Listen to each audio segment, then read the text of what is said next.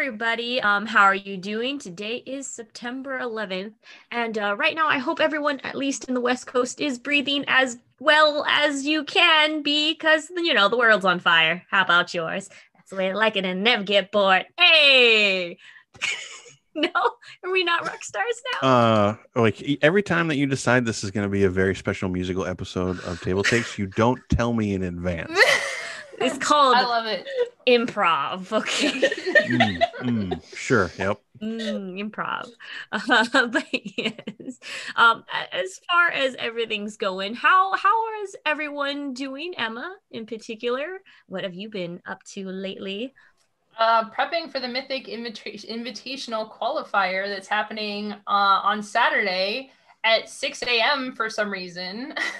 Tomorrow I'm gonna have to get up super early and at least check into it. So I'd mentioned, I think last week, about getting to Mythic, and part of that is being invited to this qualifier. It's like a qualifier for a tournament, so it's not crazy big deal, but kind of a big deal. And the format is historic, which I've not played a ton of, but hey, I'm invited to do the thing, so why not? So I've been spending a lot of time.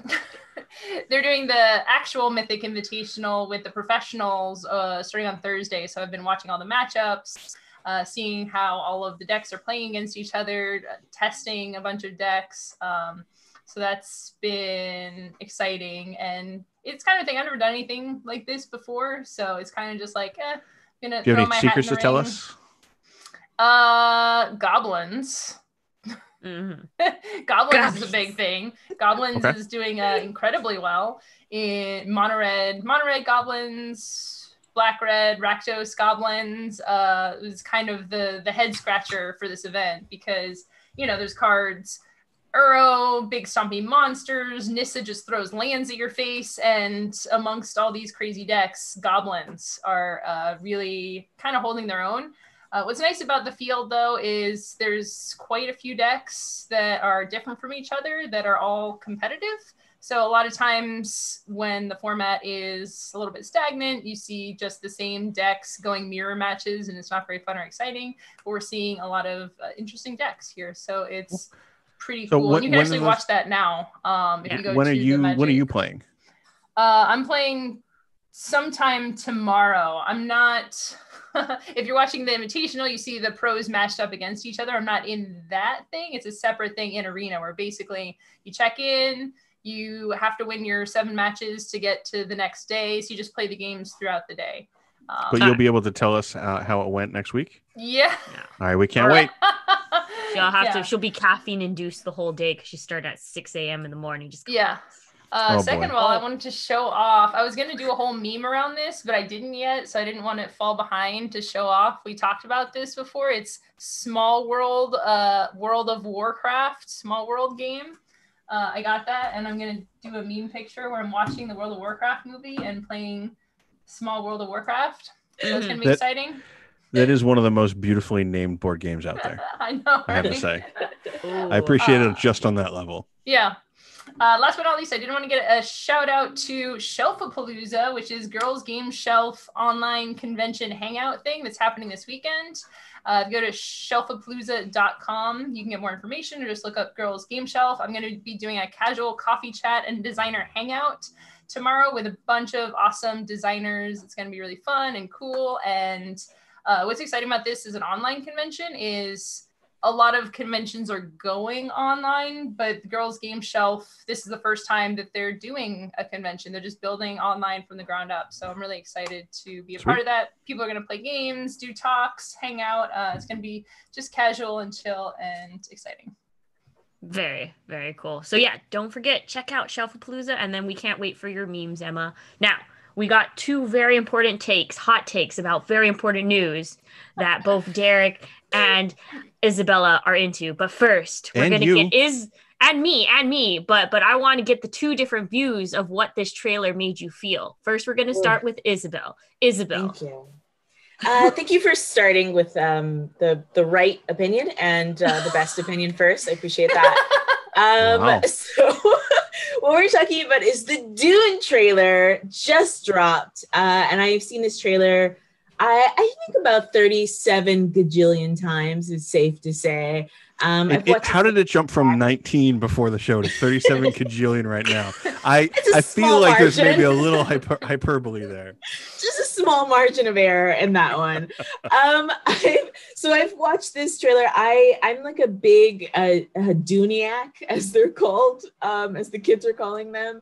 Nobody calls them that. And I've been really excited for this for a really long time. And the trailer came out. Yes, the trailer does follow that kind of like big budget format of being like, you begin with some quiet voiceover, which goes into a question, and then there's like a wham, and then there's like a soft cover of a pop song that but it's like a more melodic, slow version of it, and then there's more wham, and then there's like explosions, and then it ends with something really quiet, shot on the protagonist. Yes, it does follow that whole format.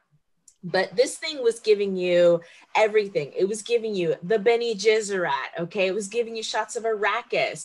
It was giving you Timothy Chalamet looking just like a wee lamb, just like a little baby. That man's face was chiseled out of marble. He is the reincarnation of a Greek god, this little boy. I shouldn't say that since he's like 25. But it was giving you everything, and I'm here for it. Still suits, Stefan Skarsgård emerging from a pool of yuck. And a big worm. That was it. As long as it had the worm, of which everybody was very rude about what the worm looks like. You know what I'm talking about. An eye? It's rude to call it an eye? Yes. An eye. I'll keep that in mind. A downstairs eye. You know what I mean? But it looks like an iris, okay, you sickos. And I loved it. I thought it was a great trailer, but it was tailor-made for me though. It was tailor-made for, like, I don't know, people who are like looking for certain things in the dude, and it was like, we got it, honey, we got everything. And also Oscar Isaac giving you a zaddy realness. Sorry, I called him a zaddy. Oh my god. Okay, Derek, how do you feel? So apparently Derek. the controversial opposite and incorrect take is, I mean, the trailer was okay. Like, it's wrong. You're like, wrong. so here's the thing. Wrong. I absolutely adore Dune. I'm obsessed with Dune. I love it. It's great. It's fantastic. It's my favorite book. It's one of the few books I think I can just reread as many times as I need to. I absolutely love it. I'm also one of those people who think you have to read Dune Messiah. If you don't read Dune Messiah, you basically got half the story. Especially if you weren't paying attention. But anyway, I love Dune. I'm very excited about this movie. I love the director. I love all of his previous work that I've seen. Like, it's amazing. Every scene in the trailer is fantastic. The delivery is amazing. It looks amazing. I just don't think that it was a particularly well-structured trailer. I think it was an adequately structured trailer. It's fine, but it didn't excite me. I don't think it was as a whole. I think it was less than individual pieces. It didn't. Nothing got you. Nothing in the trailer excited you. Nothing. No, individual scenes did. I just here's the thing. Like, to me, I love trailers from a sense of like, this is a self-contained message, and I felt the trailer was just like, the Dune movie's coming out. The things that you expected in the Dune movie, they're here. And I didn't feel like the trailer was itself a work, if that makes sense. Okay. It was a trailer. So I was hoping for a little bit more. Maybe we'll get more trailers for it. But again, like, also to me, it's like, my disappointment in this trailer is it's a pretty good trailer. Like, it's just that the individual scenes were so good. They make me very hopeful for the movie. I was just hoping for a trailer that would just make me be like, I want to watch it again. And I kind of do, but I mean, the scenes with like Jason Momoa and they have the scenes. Shields. Yes, see, that's what I mean. The scenes were great. Yeah. The structure of the trailer was adequate. Oh, there you go. We got two different sides of like a medium excitement level and a hype excitement level. I give props to the costume people for me. That's all. I'm just like setting costume. Thank you. But we need more pugs. That's my hot take on it. Yes. That we can all agree on is that the trailer needed more pugs. It needed Patrick Stewart holding a pug, aggressively charging into battle. We can all agree as Americans that the trailer needed more That's pugs. what the world needs. Yeah. Can confirm. Confirm. All right, then. So that's with our catch-up news, mostly just filled with sand and dune, which is awesome. But now, there's something bigger than life coming out, Emma. What is that all about? So everyone knows, if you've been watching the show for any amount of time or just in your heart, that Chandra Nalaar is the best planeswalker. So it's very exciting for me to announce that you can now buy a life-size figure of Chandra for the low sum of $1,200 US American dollars. So low. Correct. Best planeswalker in your house, as tall as you, standing there and looking over you. Watching over the opportunities you to with like fiery dreams. The opportunities to scare your friends as you just kind of have it in like a shadowed corner at night or something like that it's real strong. I would really love to do that. Oh, $1,200 to have this dead-eyed character stare at you from the dark corner. Okay, so you all joke, but Isabella, you in particular, like Bonsai and Emma should remember this, but we had in our studio, there were a bunch of other film props all around, and we had that the weird director body film prop thing, and he was just perched in a director's chair, just like sitting like this across the darkened area. His skin was weird. It was great. So, or like you'd come in and you'd be turning the lights on, you'd be opening up the studio, and you'd be like, "Oh, someone's here." Oh no, it's fine. Don't you want that in your home? Back in the future, when we can have people coming over to our house, you can purchase this now, and then the next people come to visit you in 2022 or whatever, you can just prop it up. Yep. Right outside the door, and they'll come in and be like, why? And it will be so much more effective because it's been so long since they've seen human people. Yeah. They'll just be like, oh, you just must not be used to dealing with people, and that's why you're giving me this dead-eyed stare. Yeah, they'll think it's even realer. So obviously I love Chandra. Honestly, I'm a little disappointed in this life-size mini. When I heard about it, I'm like, oh great, I can get this thing. I'm excited about spending $1,200. You just called it a life-size mini. Life-size. I would also like to. I want you to go to like a Magic tournament and just be like, I brought a counter or a token for my character, and then you just throw Chandra on the board. She's gonna be, I don't know how easy she's gonna be to carry around. I remember it said she weighed like 40 pounds. That's like a toddler. Yeah, that's not bad. You can carry her around. Toddlers weigh 40 pounds? Is that really the size of a toddler? I don't know how. Well, I mean, come on. So, like, on average, like a baby, you like poop out. What is it? No, you don't poop out, but like a baby comes out like about 6 to at max 9 pounds. Okay, and then so I feel like I need to take a moment and remind everybody that TableTakes is not a qualified or reliable source on sex education or advice on raising your children, or apparently making and maintaining friends, as we have determined that Chandra is our new genuinely human friend. In other news, Emma, what do you have to tell us about Chandra that we haven't discussed? Sorry. I'm a little disappointed about the way that if they were going to put all this work.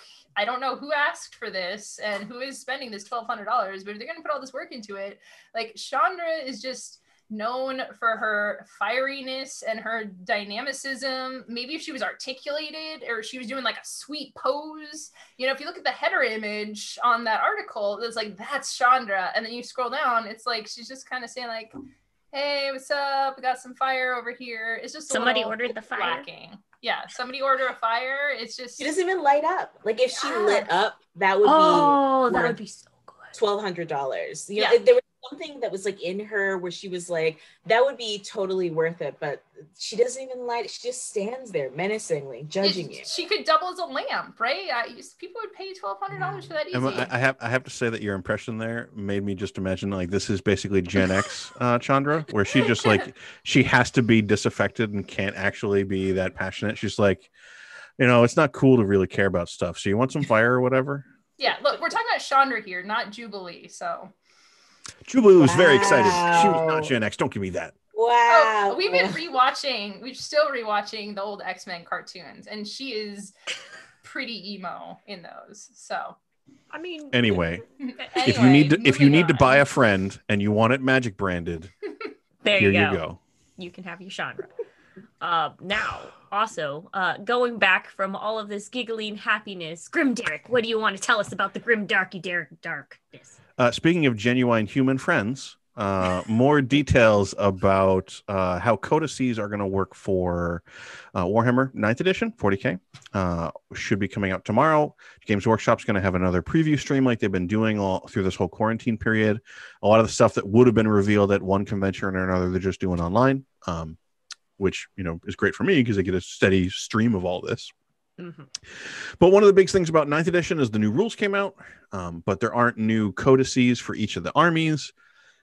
If you know anything about Warhammer, there are 36 kajillion, I believe is the number that we're using for everything this week, armies that have to come out. So it's going to take a little while for those materials. So the game is in a weird state where the new edition is using the books from the last edition to cover the rules that everybody needs for their armies. And they're going to start releasing those to get everyone kind of caught up and updated and on the same playing field and all that kind of stuff.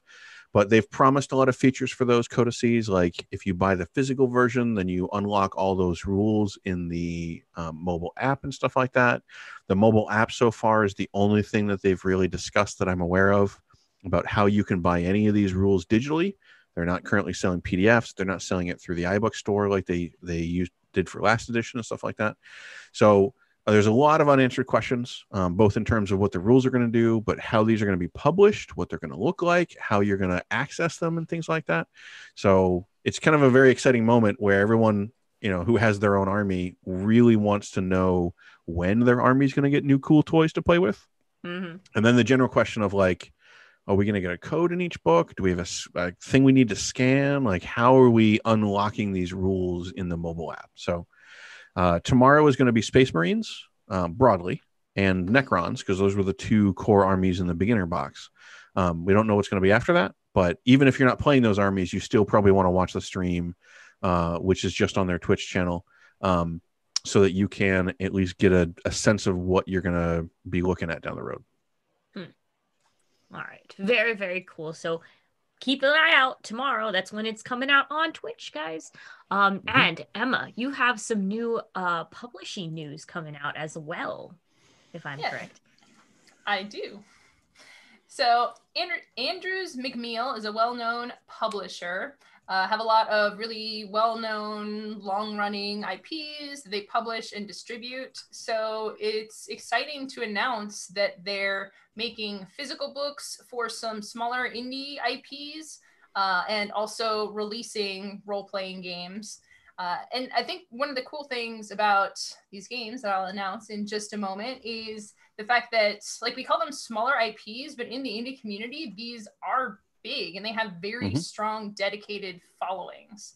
And it's great for the companies too, because like you make your game and then you have to keep releasing it and distributing it. Not everyone wants to do that. So it's cool to make these partnerships.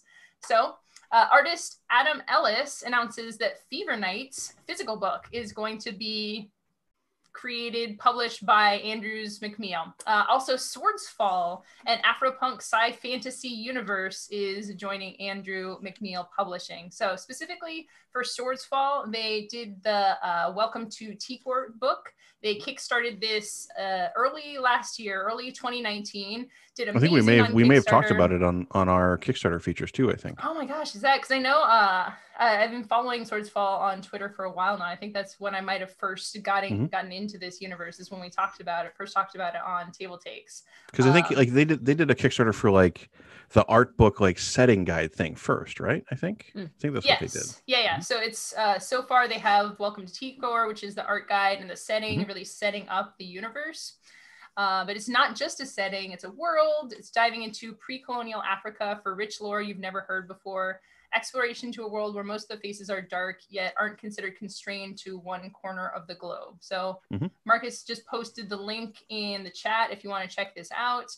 I think one of the really cool things about Swordsfall is just being very active on Twitter and talking about a lot of the ongoing issues in the role-playing game world and in the world at large. So it's really cool to see both this activism and just, again, you got to look at the pictures here. Amazing art, amazing worlds, and a lot more to come too. So I'm really hoping from this publishing relationship that it will give them some more time to focus on just creating the art and the world and not having to worry so much about the distribution details. Yeah, the creator is definitely putting in a lot of work, both in making their own game, which is a Herculean undertask alone, but spending a lot of time trying to deal with the issues that the industry is facing right now, and the industry and the community. Because I feel like people have been asking for this for a really long time, to sort of like focus more on an Afro-punk pre-colonial Africa, and I feel like, especially after Black Panther came out, it was just so like people were so hungry for this kind of a thing, and so I'm really excited. I'm also really excited for Adam Ellis's new book as well. I don't know if you guys are that familiar with Adam Ellis. He went really viral last year because he had a viral set of tweets about his haunted house, how his apartment had a ghost in it. I don't know if you guys ever heard. It was the creepiest thing. He had like photographs, and it was the most terrifying thing, and it felt very, very real. So he's a really good storyteller. He's a very good storyteller, and he's able to like craft different worlds, especially when he like, I mean, you know, if you believe that he faked his haunting, I choose to believe. I believe in everything. But that was the story of, was it Dear David? The story of Dear David. If you ever get a chance to look that up, please look that up. And Adam Ellis is hilarious. His Twitter is hilarious. And so I'm really excited for both of these. I feel like we need to pan your webcam and just have a "I want to believe" poster on your wall somewhere. Oh, is that okay? All righty. Whoa. Okay, that was creepy. That was. Wait, was that planned? That seems so planned. Oh God. Oh no. I'm uncomfortable. Nope. That was just me. That was just me being all like, haha, I make a joke. And then, oh God. What is life? Wait, you guys didn't know that I had this poster? No, we did not. We only seen this We did not. And then that's what you were saying, is like, showed the poster. And I was like, okay. No, it was not show the poster. It was, haha, wouldn't it be funny if you have the dumb poster? And you do. Okay. Oh, there you go. Believe out there. Wow, that all just came together perfectly, and I love and hate it at the same time. I feel possessed by a terrible purpose and can view the future, apparently. So clearly, I am the Quizette's hot. You can see when posters are on walls. Yep, it's a very limited and useless power. Beyond fear, Derek. Okay. In summation, this is really cool. Just a reason to look to Andrew's McMeel for a lot of cool stuff in the future. And this just means this stuff is going to be more widely available. You'll probably see this in a lot of, typical places where books are sold, and it's going to make them available to a broader audience. And I think this is just really exciting news. Well, they've taken a very interesting approach to getting involved in the industry, because they started with Zweihander, and they have definitely been kind of branching out and growing from there. And from what I understand, they very much want to stake out a claim in the RPG industry. And they're definitely kind of, I think, picking prominent and distinct indie properties to provide them the support to have very professional printing is going to be a very intriguing way to accomplish that. I can't wait to see what they're going to do. I know they have more stuff to talk about, because I think October is when we're going to get full details on, I think 1776 is at least the code name for it, which is like the Revolutionary War era version or adaptation of Zweihander. So we'll have a lot more details. Like, there's just, it feels like Andrew's McMeel has a lot of stuff to share soon. So I can't wait to see what else they're going to do. Mm-hmm. Very, very cool. But yeah, just check it out. Like we said, Marcus has been posting links already, so you guys can see. If you don't know what Swordfall, sorry, words are hard. Swordfall is, go check that link out and just get excited for all of the new settings. Ooh, Afropunk, so good. Also, what's coming up? Hey, did you guys know in an alternate universe we would be controlled by a mega monster? Derek, tell us about it. Yes. So, like, this is the month where Neuroshima Hex, which is like a sci-fi board game, goes from being sci-fi to alternate history, the same way that, faves like Shadowrun and stuff like that do. Because apparently in the timeline in the game, September 5th, 2020 was when this AI wakes up and kind of, plunges the world into war and chaos and stuff like that. So to commemorate, they have they've announced a limited edition big box of Neuroshima Hex. And if anybody's not familiar, Neuroshima Hex is this really intriguing game where you have like this hex based board with there's a bunch of hexes that form a larger hex, and then you put down your units in these squares, and it's kind of like a tile placement to accomplish powers kind of thing. And that you put your units down, and then they make their attacks and their actions. And, the units have specific patterns that they can attack on. They can manipulate the battlefield. They can do damage and stuff like that. So it's a very, I wouldn't quite call it chess because there's a lot of theming to it. And there's a lot of, but it's definitely one of those board games for gamers, basically, because it's the weird theme, but it definitely wants to pull a lot from that cerebral thought you have with chess of, I need to put this unit here to cover this lane, to put this one here to cover that one, and stuff like that. Someone in chat mentions Tosh Kalar. I haven't played that recently enough to remember how similar it is, but I do think probably might be in the same kind of bucket. But there's a lot of interesting strategy to the placement of it. And it was always one of those games that I felt like if I had a community in my area who was big into it, I could totally have just tumbled into this. When you play a game and you're like, oh man, if I had 2 or 3 friends who loved this, this would be our jam and we'd be playing this all the time. Yeah. That's the kind of thing with Neuroshima Hex. And so now there's a new limited edition that comes in a big box, which should have a bunch of expansions and stuff like that, a bunch of updates. So, if any of that appeals to you, if that kind of cerebral troop placement board control element sounds really strong to you, then this seems like a really good spot to jump into it. Check it out. That's supposed to come out sometime in 2021. Sometime 2021. Of course. Speaking about things coming out sometime. Oh. What time is it, Emma? Time to talk about production issues causing delays on upcoming Magic releases. As one does every couple of months or so, whenever this stuff starts to happen. So this...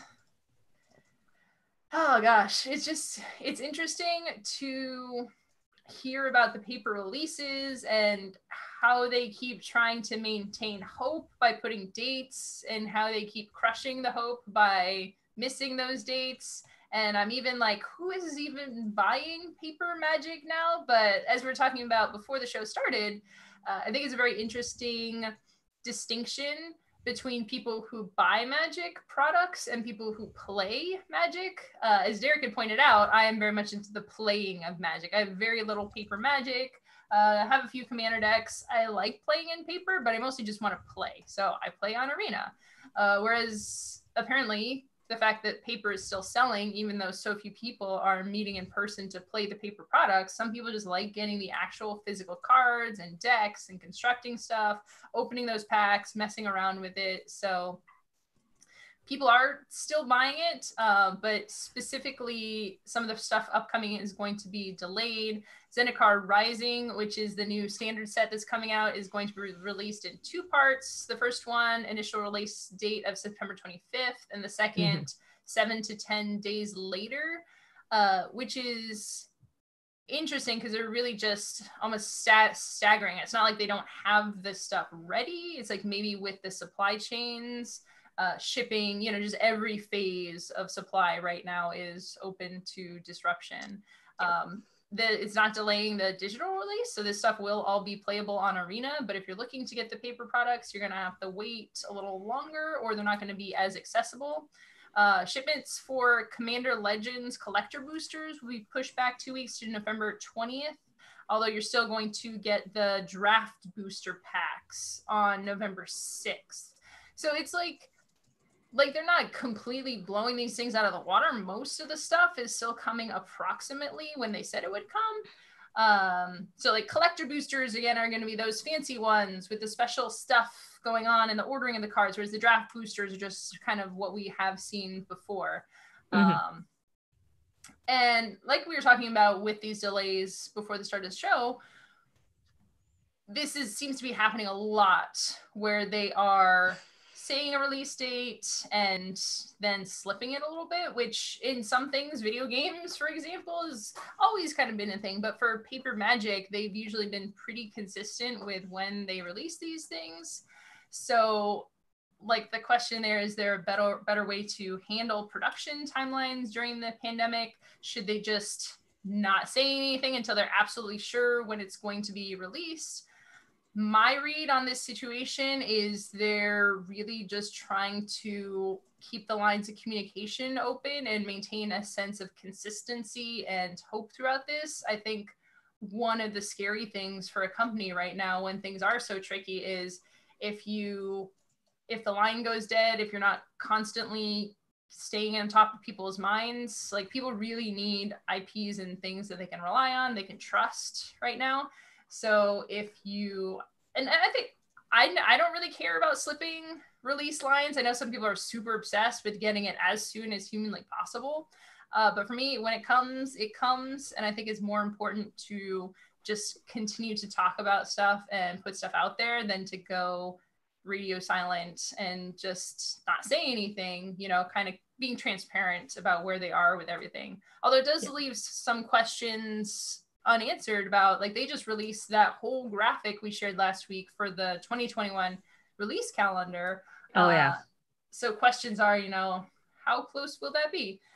Again, how reliable is all that? Yeah. Oh yeah, how reliable? I don't care.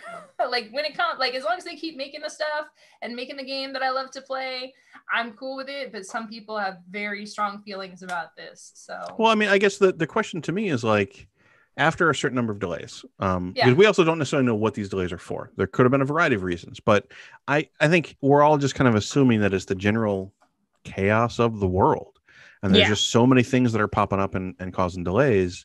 I do wonder that at some point, do you just change how you announce things? Like, what if instead of announcing, hey, Q1 is this, Q2 is this, Q3 is that, would it have been better to just say, here are the sets that are coming out next year? And wait, like they might have internal, they will have internal dates they're trying to hit for all those, obviously. But like, is there a point in sharing that? If, I also don't know how long all these delays average out to, let's say, but, let's just say that on average, these delays are 2 weeks to a month or something like that. Is it better to not announce the release date until you're going to hit it? And just say it's coming out soon?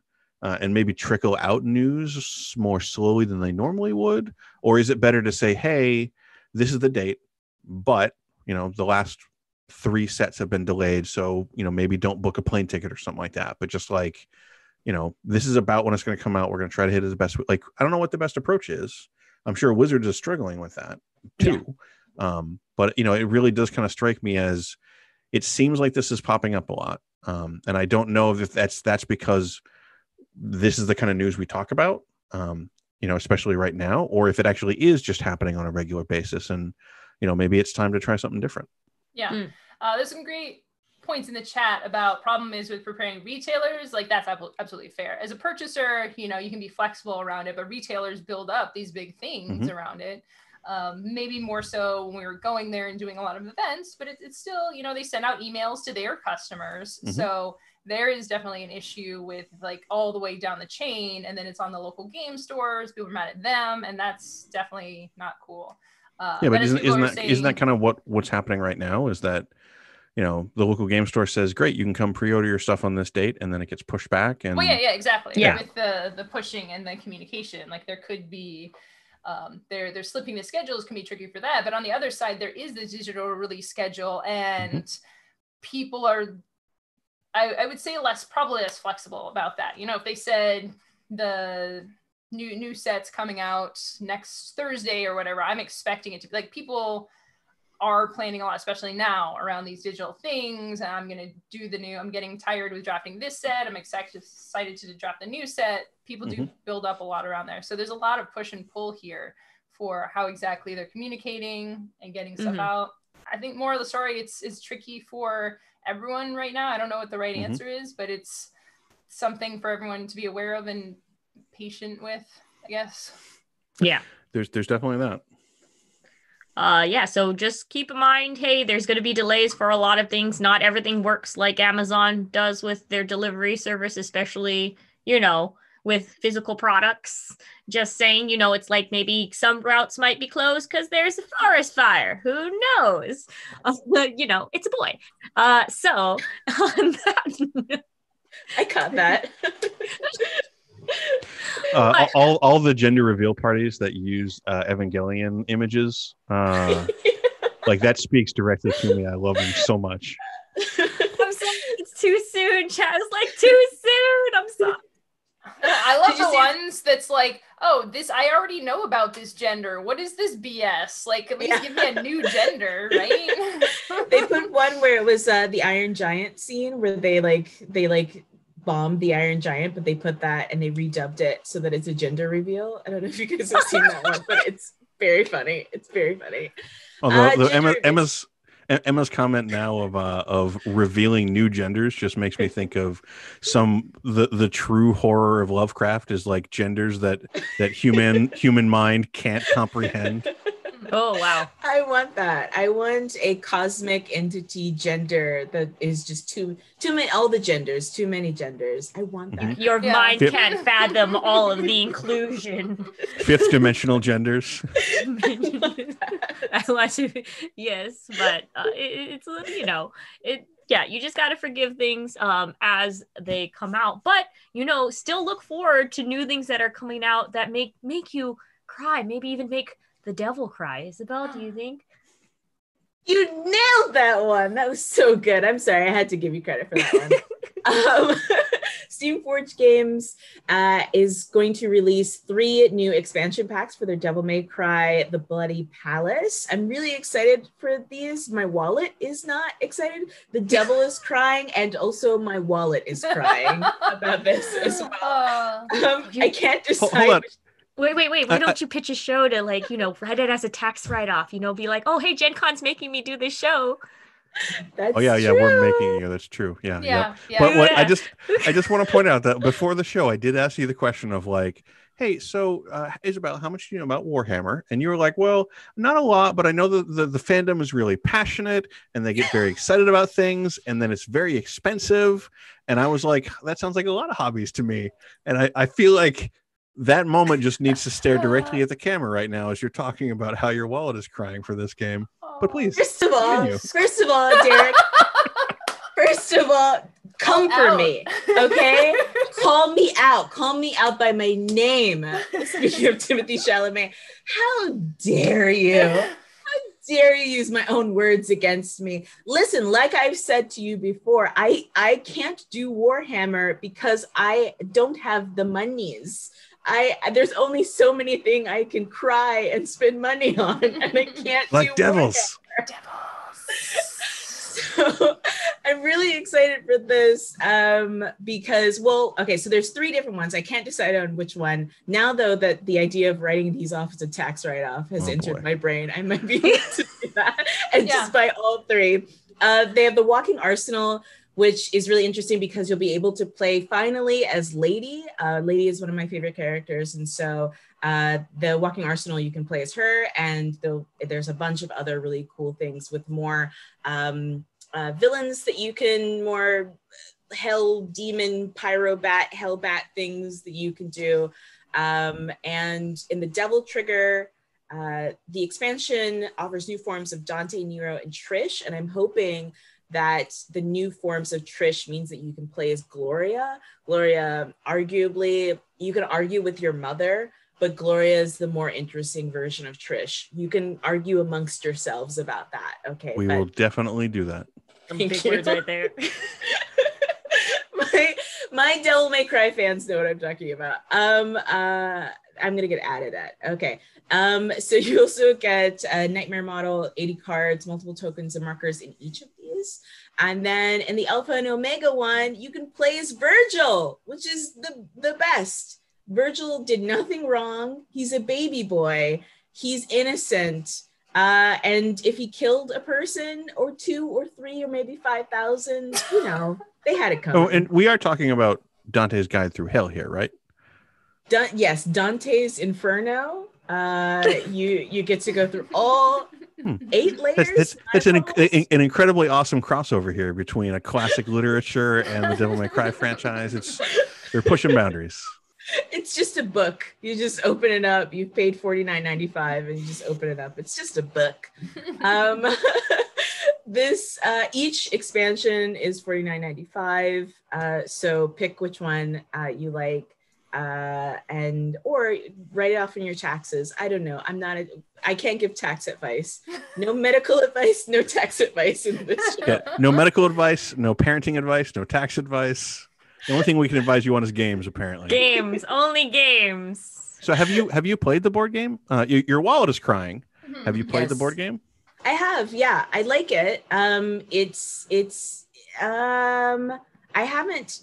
I think it would have been more interesting had I had these expansions on it. Yeah. I'm a huge fan of the video games, and this was honestly like less stressful for me. The video games I played on hard, so maybe that's the reason why I never have a great time playing Devil May Cry.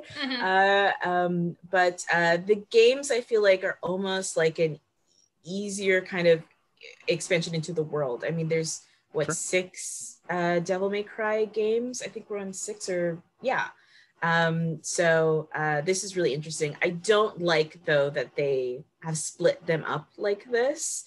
So you kind of have to choose, like, do you want Lady? Do you want a new version of Nero and Trish? Do you want Virgil? Like, I don't know. That to me is like splitting my children. Make me choose which child do I like the most? Why not just buy them all? You know, Derek, stop it. You do this every time. You do this, yeah. You're like, yes, you have no money now. You're broke, but you're surrounded by the games you love. See? I'm just trying to help you bring joy to yourself. No. That's you can't eat board games. You can't live in board games. Well, I was going to say, if I open this up and there's a sandwich inside, then yes, I would buy this board game. But until then, they should make that edible board games. No, I mean, technically you could eat it, anything, but it's just the amount of surviving afterwards is the problem. I think the edible board game they should make has to be a legacy game. Legacy.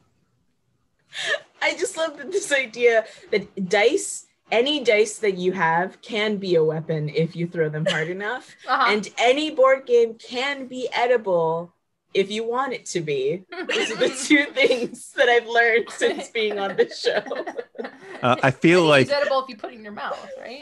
I feel like if this were like a sitcom or a TV show or something like that, this would be where the camera would pan over to a board game, zoom in on it, on the text that says, "Warning, choking hazard may contain small pieces." So buy this game, go broke. Buy the expansions, also go broke. But you'll also be able to play as sweet baby boy Virgil, who did nothing wrong and who is an angel and who deserves happiness. So I feel like there's a backstory there that we have not even begun to explore. That'll be your topic later of educating us on Devil May Cry. Yeah. All right. Well, for more board game related news, right now, Avalon Hill board games will now be managed. Avalon Hill. Sorry, words. Avalon Hill will now be managed by Hasbro. Avalon Hill, if you don't know most of their predominant games, Betrayal on House Hill, Axis and Allies, Diplomacy, Guillotine, all of those various different games was made and distributed by made by Avalon Avalon Hill board games. But now Hasbro is going to go ahead and take over those duties. And like usually Hasbro has stayed like arm length away, of course, from like World of WotC. And then this might be a sign of them intending to do more with different IPs, different board games, and maybe even like bringing it to mainstream. I know chat had like basically had some opinions about how WotC, how like Hasbro does their things, but it's just something that you can look forward to more and more as we can see like these big names. Hasbro is more recognizable, at least in the American population, than Avalon Hill. And so probably we'll be able to see more stores in like, you know, Target, Walmart, and Fred Meyer's selling board games. So it's just very interesting. Just wanted to give that quick little blip. If you want to read more about it, there is links in chat. I believe they're going to be putting up.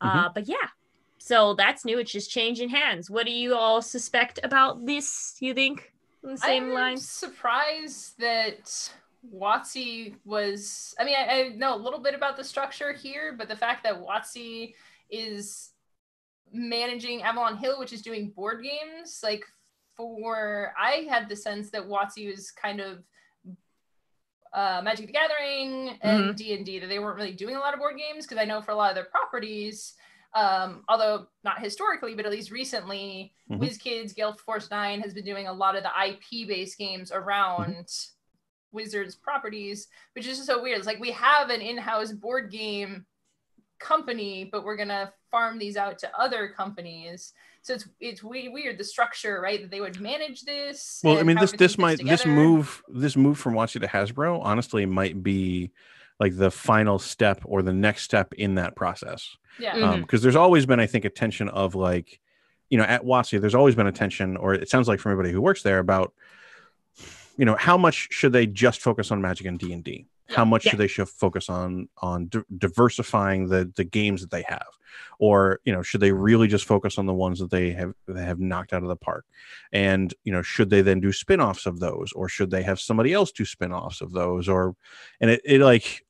Which I think is kind of typical of larger companies, that you have these cycles where the management of the company has one conclusion. Like, you know, as another example for news that we covered recently, like at one point, WotC was adamant that Magic and D&D will never cross streams. They will never commingle. They'll never cross pollinate. And, you know, leadership felt one way, and over time, you know, that swung in a different direction. And now we have a set coming out next year for Magic of D&D, and we've had a couple D&D adventures set in Magic Worlds. Yeah. You know, maybe the pendulum of, should Wizards do everything that Wizards has touched?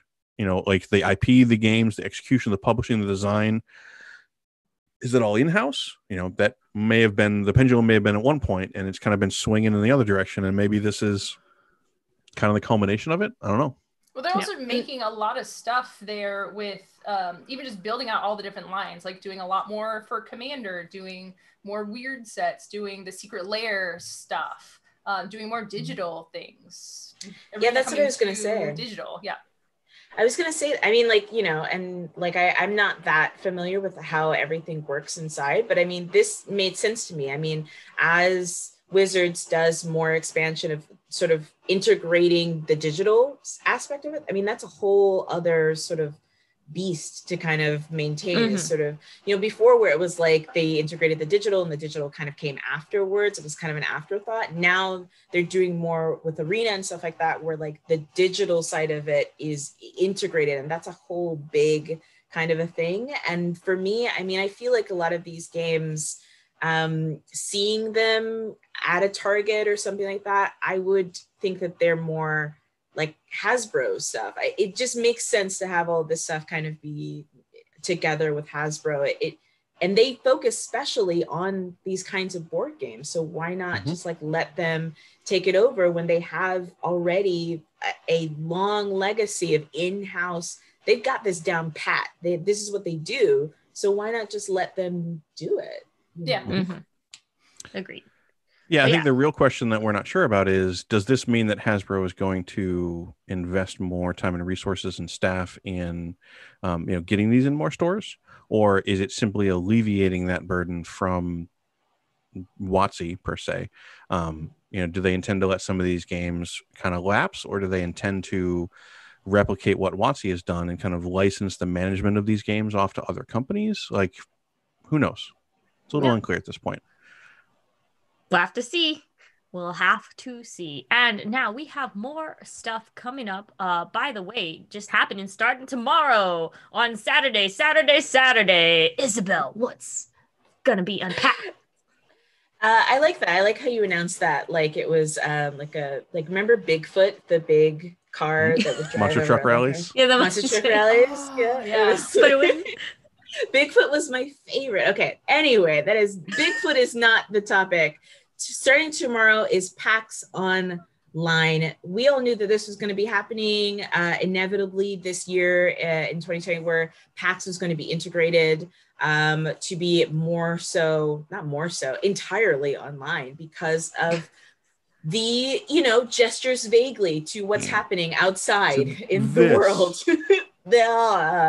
And every other convention has also been integrating to be online. And quite frankly, if I can be very honest, I like this. I like more online panels and more online cons because it gives everybody an opportunity to be able to attend. And especially something like PAX, where if you have attend PAX as a plebeian before, like I have, getting PAX tickets is sometimes hard. It's like trying to get Oreos in prison. Like it's difficult.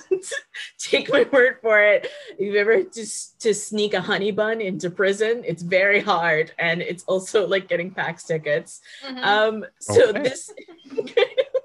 This kind of it's a long story. Listen, I was young. So you were young, you had a sweet tooth, things went south. I get it. All I wanted was a honey bun. It was just, it was a whole thing. And then I had to escape. And then it was okay. I was going to make a Shawshank Redemption joke, but that's old. Anyway, from tomorrow until the 20th, for about, how many days is that? 8 days? 9 days. 9 days. PAX Online will have different sort of events, mostly through Twitch. There's also a Discord, and there's some really interesting opportunities for people to connect with each other through different apps. We were talking about this earlier, whether that be Marco Polo or what's the one that I use? Hangout. There's different kind of opportunities for people to connect to each other. But as Derek has mentioned earlier, there is some sort of intentionality that you have to put behind attending these online events, because it's very easy to just be like, it's online, versus being in a space where you're like, for 9 days, all I'm focused on is the games. This one, I think, is a different kind of perspective. And if I can speculate, I think this is kind of the future. I think that we're going to see more of an integration of an online presence for things like PAX, where there's a combination of online and also in person. I appreciate it because you don't get the wave of body heat that happens to you when you go to a PAX, where you open the doors and it blasts your eyebrows right off your body. I do appreciate not experiencing that this year. We just did that, you guys. Sometimes we would get together with no face mask on in a convention center, just touching. Back in the before times. The before times when you could touch people. The before times. We used to do that, and we didn't carry hand sanitizer. We were all just touching games and passing them around, touching each other, hugging people. It sounds bizarre, but we used to really, and we used to just walk through clouds of funk and we just lived like that. People would take a nap on the floor. We just lived like that before, and it seems bizarre now. I cannot imagine going to PAX without a full body hazmat suit on in the future. I, for one, can't wait for a return to our glory days, the halcyon days of our youth. It is funk days. the funk days. I was kind of looking. They're not selling bubble suits anymore. Apparently, they're like all sold out. Like the little the boy in the bubble suit where they had the little gloves you can stick out and you're in a bubble. And I don't think they ever actually. Where did they sell those? Where did you get those from? I've seen I'm sure there's somewhere on the internet you could get one. Stuff and that makes me think of the people who were trying to use the inflatable dinosaur costumes as like protected hazmat suits. Like I don't think that's scientifically in no way. Yeah, it's time to bring out the full body condom. You gotta have like a full latex suit and just wear that around. So it's that's our future. I don't know. I don't know if I'm looking forward to that or not, but I am very interested in this 24 hours a day Twitch streaming, the integration of the Discord, and also that PAX is still going to have the AFK room. I don't know why that's so interesting to me, that they're still going to reserve a room for like breaks. Well, if you think about it, like it makes perfect sense, because like just because you're not at the physical convention doesn't mean that right now is not an extremely stressful time for folks. And that I think a lot of us would like to quietly sit in a digital room knowing that other people are probably also quietly sitting in that digital room, everyone kind of having their own little freak out for a little while together. Yeah, together. Maybe they'll play like nice ASMR stuff in the same time. Yeah, unless that says something. Great idea. Yeah, if it was just like a bubbling brook, or like the ASMRs. I don't know if you guys do soundscapes when you're playing games. I love doing soundscapes, but like this is we're in the tavern. There's a roaring fire. There's a bard over here, and he's just playing the lute. It sounds like the fantasy version of the meditation app that my wife uses to go to sleep sometimes, where it's just like this guy quietly talking about this cool laundromat, and I'm just like, sure. There's a tea shop. Tell her there's a tea shop, and the Audible Escape, or not Audible Escape, Audible has a whole selection of those just descriptive rooms that don't use to go to sleep with. No, of course not. Interesting. Yeah. No.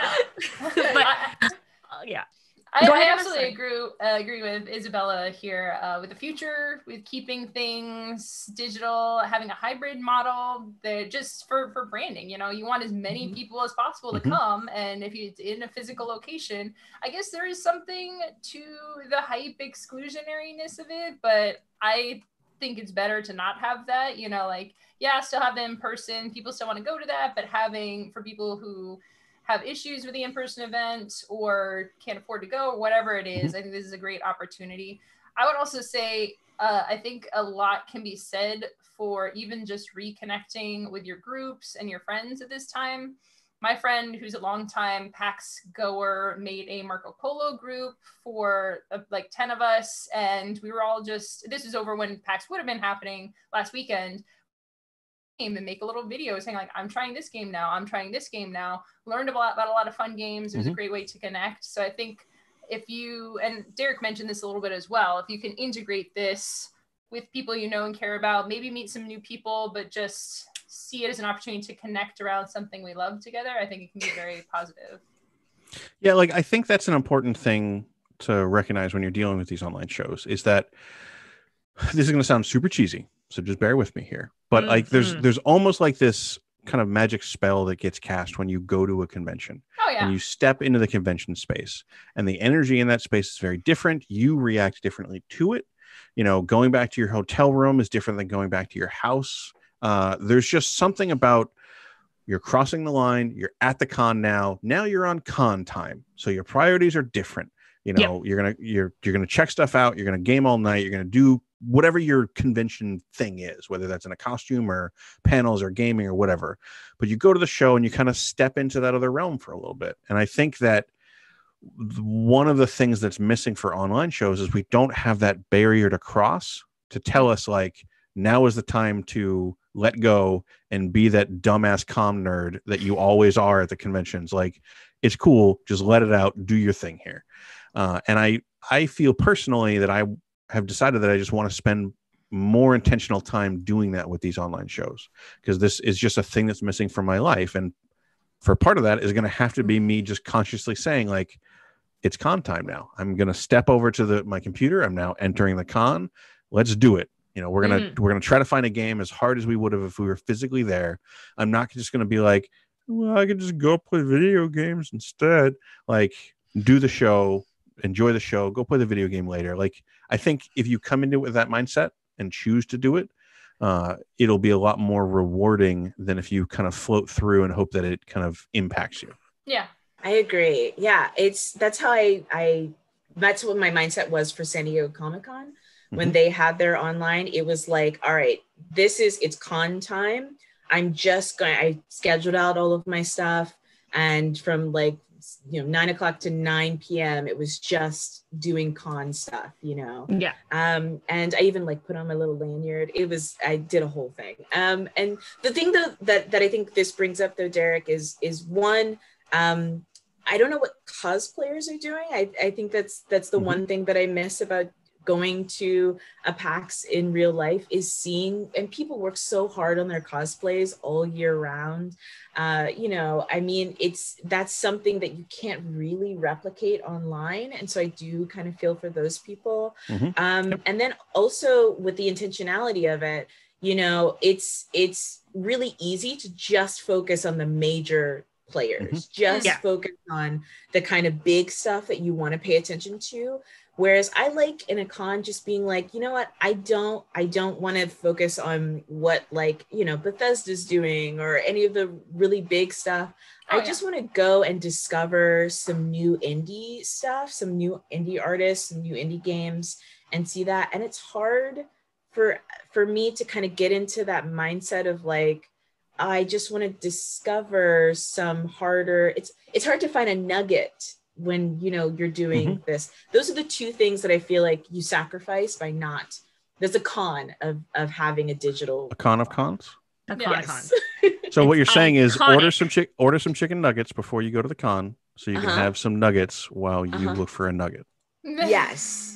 Great. You have to have a nugget. But yeah, so we do have to end at some point. Yeah. So just before we wrap this up, the other thing that we wanted to say, on the idea of finding these nuggets, is that don't forget that PAX has a lot of tabletop. That's part of why we're spending a lot of time talking about it. Yeah. So it doesn't have a centralized registration system the same way that Gen Con did, if anybody participated in Gen Con Online. But a lot of the same groups that are running or ran games at Gen Con Online are doing stuff for PAX Online. I believe Pastimes is running Magic. They have their Discord server back up and running. Baldman Games is running D&D. Chaosium's running a bunch of Call of Cthulhu. I'm sure that there's going to be a ton of open gaming in the PAX Discord where people are going to self-organize and go out. Vampire the Masquerade.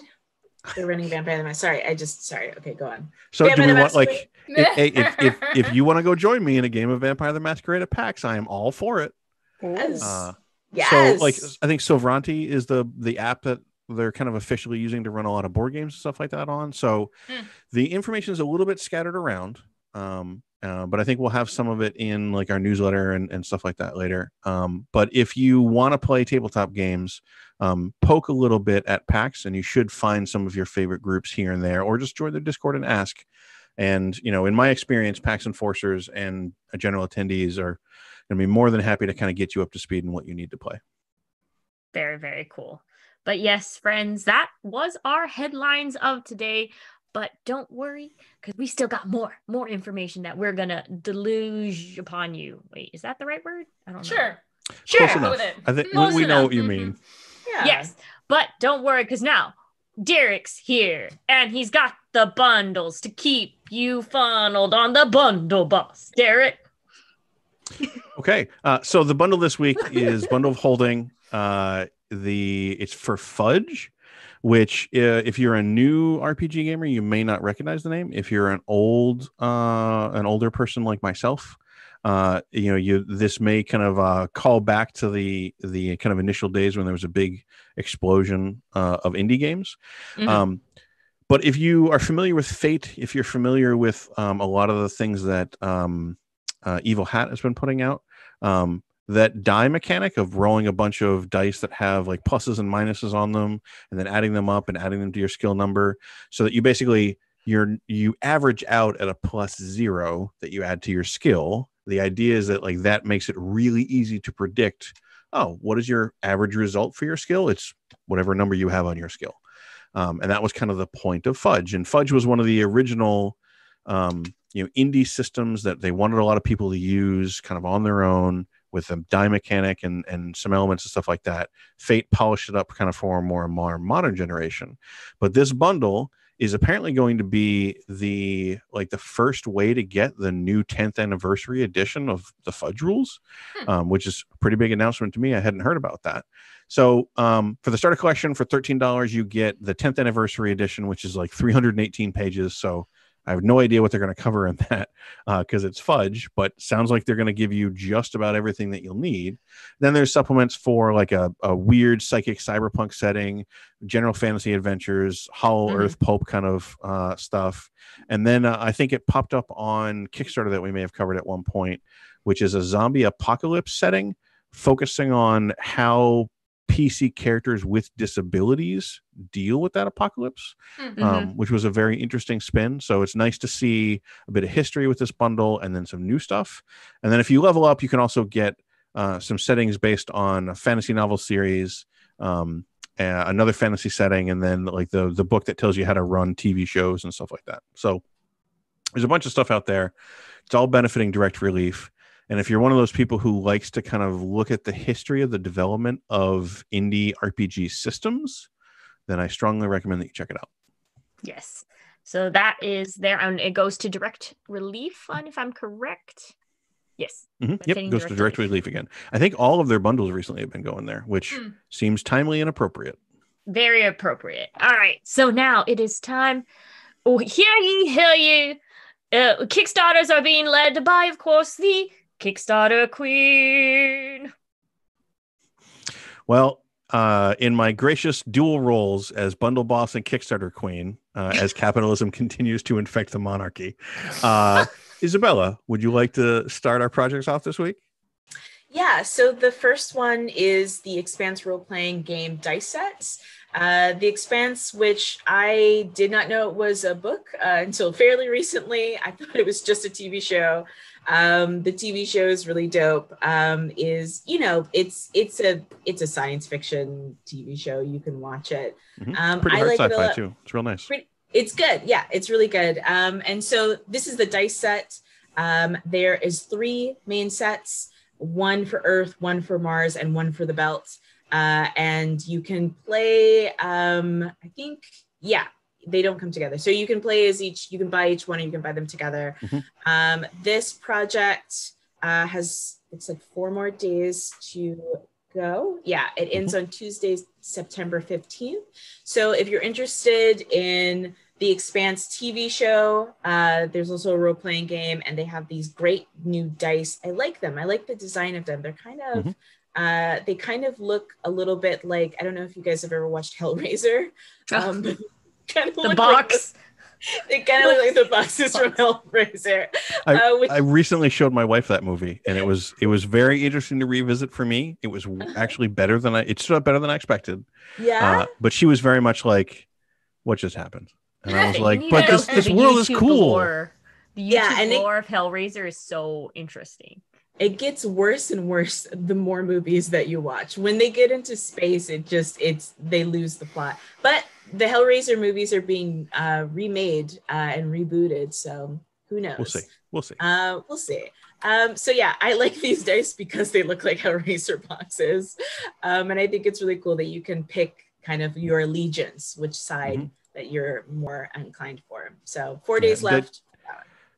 Dice sets are a great way to kind of like, signal your allegiance as you're sitting down at the table. And I think that chat was asking whether they're cheap or expensive. And it looks like they're $15 per set. And I think there are 6 dice per set. So they're all from Q-Work. The question is, are they cheap or expansive? Oh, never mind. It was puns. Trying to read it in the corner. So the answer is no, chat. Maybe if you had added a wink to that, I would have realized you have to be obvious with the puns. If you don't push the envelope, then anyway. Just say boo, Cranston, boo. Anyway. So the next project also with 4 days left, is Mnemonic, a Weaver's Almanac.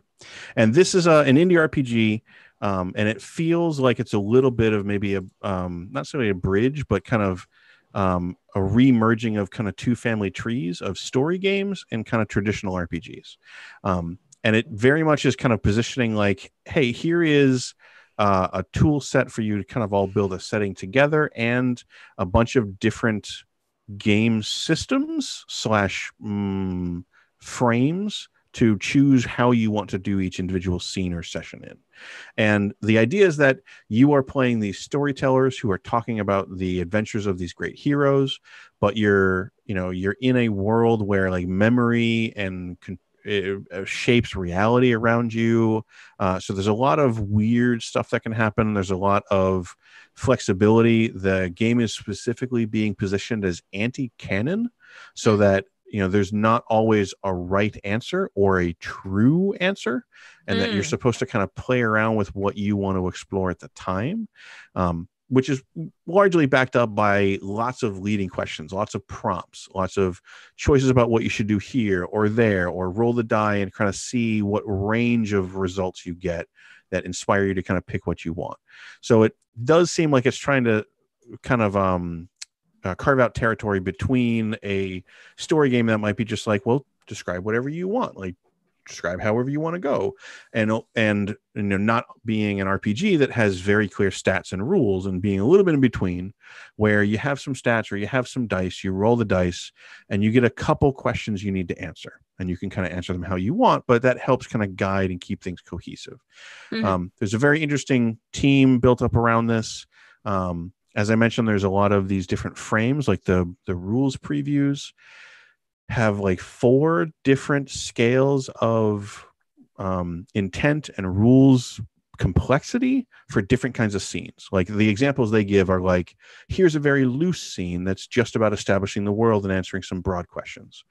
Here is a little more detailed scene that's maybe the characters doing something. Here's a very detailed scene about them fighting the dragon at the end. And then here's a different frame for, did one of your characters die? Did they retire? Did they leave the campaign?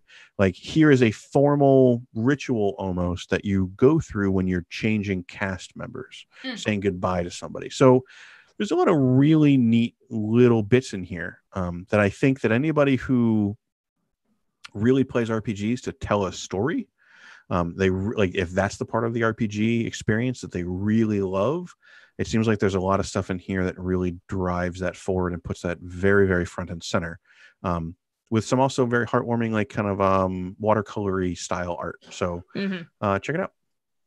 All right. And then Isabella? Yeah. So the Kickstarter that I really like is Overarms. I'm going to be very honest with you. They had me at Rules Light Tabletop RPG because, in these times, sometimes you just want a really easy game to slip into. Like, the complicated RPGs, they have their place and everything like that. But the minute that they said Rules Light, I was like, take my cash. The second thing that got me was when it said that it was a combination of JoJo's Bizarre Adventure, Persona, Fate, and Shaman King. And that was where they had me. I was like, cool. I mean, all 4 of those sounded great. You had me at JoJo's, Rules Light and JoJo's. This sounds like it's super fun. It just sounds like it's an easy kind of fun game to kind of dive into. I like the idea. Basically, the whole thing is that you develop an anima, and that anima has different kind of skills and abilities that you can develop over time. This is a pen and paper game. So depending on getting to know your anima, then you can kind of have different kind of skills and abilities and things like that, which sounds really, really cool. You and your friends can get together and kind of delve deeper into the world. This game has 6 days left. It ends on Thursday, September 17th. It looks like they're doing really, really well with this. I feel like a lot of people would be very interested in something that is just easy and fun and light. And then at the end of the game, you can all do a JoJo's pose. My JoJo's pose is like this. Can we do I got my JoJo pose right. I don't know if any of those are anatomically possible to accomplish. We can try. Well, there's one that's just like you basically like model poses. That's really what they do. They just do model poses if you really look at it. That's like, JoJo. Yes. JoJo pose. Yes. So the other thing that I would say is the Overarms has kind of a very neat art style that really reminds me of like an indie comic aesthetic. Yes. Which is definitely a neat spin on it, because it's not directly trying to replicate JoJo's art wise. Right.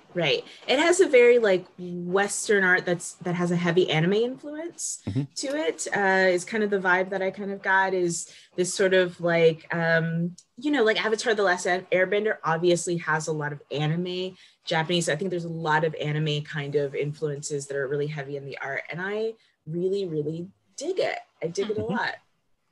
But yes. All right, Bonsai, how about you?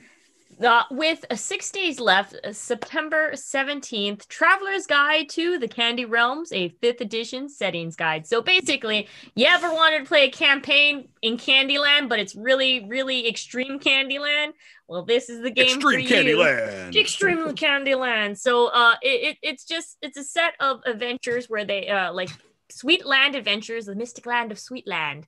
They have includes 25 new and punny monsters like Gummy Medusa, and also Pop Rock Rats. There's also various different chocolate or like not candy themed areas like Chocolate River, Steampunk Candy City, Candy Forest.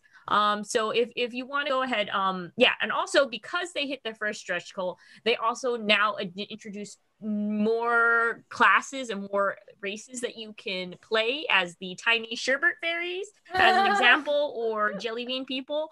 So if you want to just do a fun one shot that you can also probably scale to accommodate for younger role players, or you just want to like role play Candyland experience, do Wreck-It Ralph Candyland ride or something like that, this is for you. So yep, that is the Traveler's Guide to Candy Realms 5th edition setting guide. 6 days left, Thursday, September 17th. Kind of want to go to there. Yeah, I have to say, when I found this project, I was flipping through it and I'm like, pretty solid chance that at least somebody here is going to really love this. But yeah, that's right. Chad is right. They had me at candy. Yeah. What are my goals for Kickstarters? Candy, food, and weaponizable abilities. So yeah, but weaponizable candy gets dangerous. So hopefully you never try to cross those streams. Yeah, I mean, apparently Twitter did not agree to make an air cannon for delivering candy to kids this Halloween. That's a shame. That's a shame. So our last Kickstarter this week, with 7 days left, ending on Friday, September 18th, is Galaxy Hunters. And I was actually surprised, Isabella, that with your previous stated Gundam love, that you did not get more excited about this. Some of the mechs have a little bit of a Gundam design. Some seem a little more Power Ranger-y to me. There's a little bit of a spread, but this is basically a board game that's like a tableau builder where you're picking a pilot, you're picking a robot, you're putting them together. They have different synergies depending on who you've picked. And then you go hunting these mutants around the galaxy, and you can get upgrades and add-ons and kind of build out your tableau to improve your engine to generate more resources. The combat seems a little like a resource management game a little bit. So, and plus you get these little cool robot minis. So it's definitely, if you like the idea of taking a couple different pilots, throwing them in different mechs, seeing what happens, and then eradicating these weird mutants around the galaxy, and I think harvesting their body parts and DNA to make super weapons from, then hey, here you go. Here's a game for you. Yeah. 7 days left. But yes. All right, folks. That was our Kickstarters, and that means that was the end of TableTakes. But hey, wait, don't go anywhere, because you know what, we're more than just TableTakes here. There's a whole slew of shows to watch, and here I'll just go ahead and run by our schedule for this week. All of these, of course, are Pacific times, so if you're watching around the world, sorry, it's too hard for my math skills to translate this in different times. So Mondays, we got 6 p.m. with the Brothers Smurf, board games with Brothers Smurf. They're going to go ahead and, they're two brothers, and they play board games together. And so what could go wrong. Wednesday, we got at 1:30, This Game Gets Dicey, another board game review. But I believe This Game in Disguise, they're in the UK, right? They're based off in the UK. There's one of them is in the UK, one of them is in LA, and they play a Yes. game online each week. So it's one of those, again, if you're very curious about how board games play online, This Game Gets Dicey is a really good show to catch, because they'll just talk through different games, and they've got quite a breadth of experience now with playing games online. Yes. And then, of course, Wednesday, 4 p.m., Fireside with Peter Atkinson, the new voices of D&D. It's the old D&D meets the new, and let's see how we can grow this basically RPG world together. And of course, Fridays, 2 p.m., you can catch us here on TableTakes. Remember to follow, subscribe, turn on notifications. And if you miss the live show here on Twitch, don't worry, 24 hours later, we are on YouTube as well. Thank you all for coming in, watching, and of course, thank you, Emma, Isabella, and Derek for sharing your love of geekdom. And you guys breathe easy this week. Try to breathe easy. Take care. Wear your mask. Wear Close your your mask. doors. Wash your hands. Yeah, Please do. close your doors. Be careful. Put in an air purifier if you can. Purifier, Bye. yeah.